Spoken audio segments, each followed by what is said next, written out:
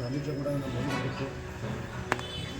ಇವನಿಂದ ಆಕಸ್ಮಿಕವಾಗಿ ಕರೆಂಟ್ ಹೊಡೆದ ನಾವೆಲ್ಲ ಸ್ಪಾಟಿಗೆ ನಾನು ಅಲ್ಲೇ ಸ್ಪಾಟಿಗೆ ಇದ್ದೆ. ಪ್ರಯತ್ನ ಮಾಡೋದು ಆಂಬುಲೆನ್ಸ್ ಸಮಯವನ್ನು ಪ್ರಯತ್ನ ಮಾಡೋದು.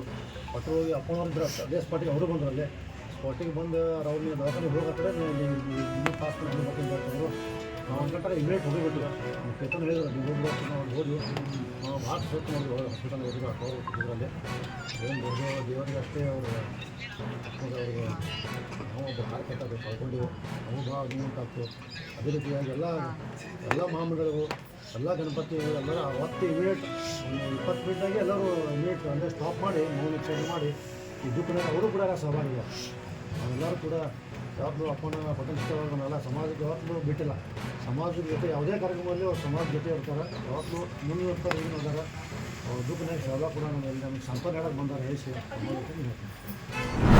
ವಿಜಯಪುರ ಜಿಲ್ಲೆಯ ರಾಷ್ಟ್ರೀಯ ಹೆದ್ದಾರಿಯಲ್ಲಿ ಯಮಸ್ವರೂಪಿ ತಗ್ಗು ಗುಂಡಿಗಳು ಬಿದ್ದಿವೆ. ರಾಷ್ಟ್ರೀಯ ಹೆದ್ದಾರಿ ಮಧ್ಯದಲ್ಲಿ ದೊಡ್ಡದಾದಂತಹ ತಗ್ಗು ಗುಂಡಿಗಳು ಬಿದ್ದಿದ್ದು ವಾಹನ ಸವಾರರು ಸ್ವಲ್ಪ ಯಾಮಾರಿದರೂ ಅಪಘಾತವಾಗುವಂಥದ್ದು ಪಕ್ಕ. ಜಿಲ್ಲೆಯ ನಿಡಗುಂದಿ ತಾಲೂಕಿನ ಉಣ್ಣಿಬಾವಿ ಕ್ರಾಸ್ ಬಳಿ ಹಲವು ತಗ್ಗು ಗುಂಡಿಗಳು ಬಿದ್ದಿದ್ದು ಬೈಕ್ ಸವಾರರು ಏನಾದರೂ ರಾಷ್ಟ್ರೀಯ ಹೆದ್ದಾರಿ ಚೆನ್ನಾಗಿದೆ ಎಂದು ಯಾಮಾರಿ ಸ್ಪೀಡ್ ಆಗಿ ಓಡಿಸಿದರೆ ಅಪಘಾತ ಕಟ್ಟಿಟ್ಟ ಬುತ್ತಿ.